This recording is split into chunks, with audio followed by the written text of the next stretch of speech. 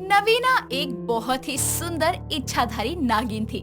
पूरे नागलोक में उसकी सुंदरता और उसके अच्छे स्वभाव का चर्चा था। साथ ही उसका जहर पूरे नागलोक का सबसे विषैला जहर था, जिसकी मात्र एक बूंद से ही पल भर में ही कोई भी नाग या इंसान मौत की नींद सो सकता था। ऐसे ही एक दिन नवीना अपनी सहेली मधुरा के साथ बाग में टहल रही थी। तभी मधुरा बोलती है, नवीना, मैं क्या कह रही थी, हम यहाँ नागलोक में घूम घूम कर पागल हो गए हैं। चल पृथ्वीलोक की सैर करके आते हैं। अरे नहीं नहीं, पिताजी को पता चला कि हम पृथ्वीलोक गए हैं तो वो बहुत गुस्सा हो जाएंगे। नहीं नहीं। अरे तुम इतना क्यों डरती हो? जब तुम्हारे पिताजी तप में लीन होंगे तब हम चलेंगे और उनका तप पूरा होने से पहले हम लौट आएंगे। नहीं नहीं, ऐसे धोखा देना गलत बात है, मैं ये नहीं करूँगी। अरे तुम इतना मत सोचो, बस तैयार रहना शाम को। आज शाम हम चलेंगे और तुम नहीं गई तो मैं तुमसे कभी बात नहीं करूँगी। इतना बोलकर मधुरा वहाँ से चली जाती है और शाम को वापस से नवीना के पास आती है और अपनी दोस्त की खातिर नवीना मधुरा के साथ जाने के लिए तैयार हो जाती है। दोनों सहेलियां सबसे पहले अपने नागिन रूप से इंसानी रूप में आती है और अपनी शक्तियों का प्रयोग करके नागलोक से धरती लोक पर जाती है और अपने आसपास की चीजों को देखकर मधुरा बोलती है, देखा नवीना, यह लोक कितना खूबसूरत है, कितना कुछ है यहाँ। हाँ, तुम सही कह रही हो। यहाँ पर लोग कितने विभिन्न प्रकार के वस्त्र पहनते हैं। ये जगमगाती हुई रोशनी, ढलती शाम, इतनी रौनक नागलोक में कभी नहीं देखी। तभी लेकर आई हो तुम्हें यहाँ। अब से हम यहाँ आया करेंगे और यहाँ के लोगों से मिलेंगे और बात करेंगे।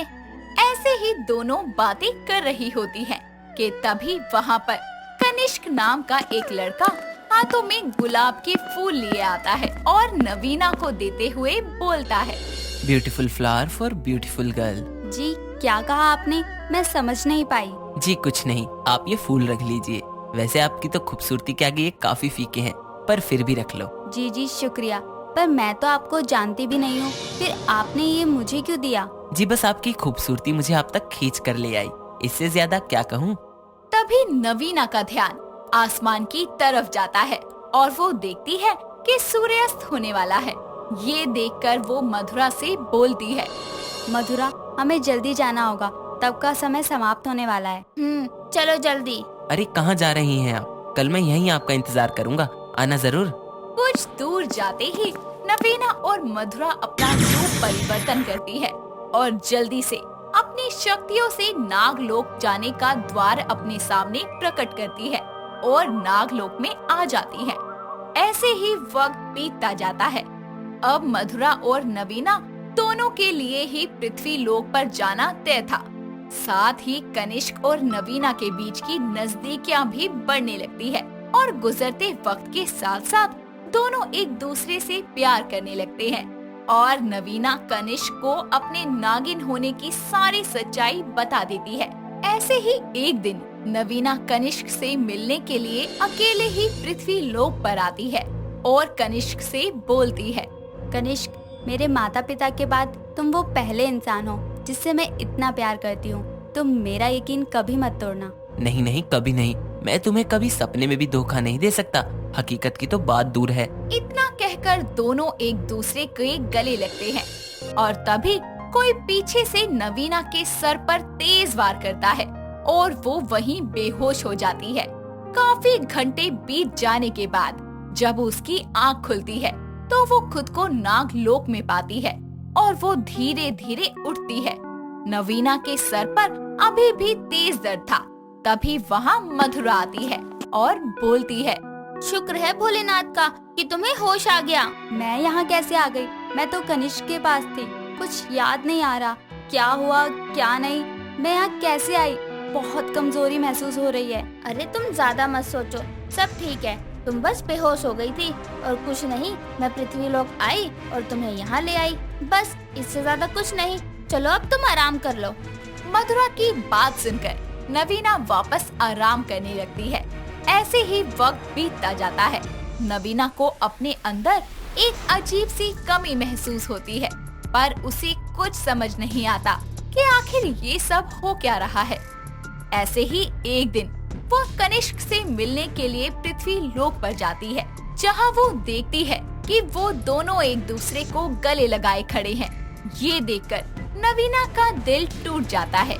साथ ही उसके अंदर क्रोध की अग्नि भड़क जाती है और वो उनके पास जाती है और गुस्से में बोलती है, क्या है ये सब? कनिष्क, मधुरा, तुम दोनों तो मेरे अपने थे ना, तुम दोनों ने मेरे साथ ऐसा क्यों किया? कनिष्क, अगर तुम मुझसे अलग होना चाहते थे, मुझसे प्यार नहीं करते तो मुझे बोल देते, मैं खुद ब खुद चली जाती तुम्हारी जिंदगी से। पर तुमने क्या किया? मेरा यकीन तोड़ दिया। और तुम मधुरा, दोस्त होकर मेरी ही पीठ में छुरा घोंप दिया। मैं तुम दोनों को कभी माफ नहीं करूंगी। पर तुम दोनों शायद भूल गए हो कि मैं एक इच्छाधारी नागिन हूँ, और वो भी ऐसी नागिन जिसके जहर का कोई तोड़ नहीं है। अब तुम दोनों को मौत की नींद सोना होगा। इतना कहकर मधुरा जैसे ही अपना नागिन रूप लेती है और कनिष्क मधुरा पर डसकर वार करने लगती है, लेकिन उन दोनों को कुछ नहीं होता। ये देखकर नवीना हैरान हो जाती है और फिर से वार करती है, लेकिन इस बार भी उन दोनों को उसके वार से कुछ नहीं होता। तभी नवीना वापस से अपने अर्धनागिन रूप में आती है और बोलती है, क्या हो रहा है ये सब? ऐसा कैसे हो सकता है? मेरे वार का तुम दोनों पर कोई असर नहीं हुआ। ये हो कैसे सकता है? ऐसा मुमकिन ही नहीं है। नवीना को इस तरह से मचलता हुआ देखकर कनिष्क और मधुरा हंसने लगते हैं। तभी मधुरा बोलती है, क्या हुआ नवीना, तुम्हारा जहर काम नहीं कर रहा या फिर तुम्हारे अंदर जहर ही नहीं बचा? करो करो, लाख कोशिश करो, जितनी बार भी कोशिश करोगी तुम्हारे अंदर से जहर नहीं निकलेगा, क्योंकि तुम एक बिना जहर की नागिन हो। तुम्हारे पास कोई जहर नहीं है, समझी तुम? यह सब जो तुमने देखा ये सब सच है। मैं और कनिष्क एक दूसरे से पहले से प्यार करते हैं और तुम्हें यहाँ लाना और कनिष्क से मिलवाना ये मेरी चाल थी। याद है वो दिन जब तुम बेहोश हो गई थी?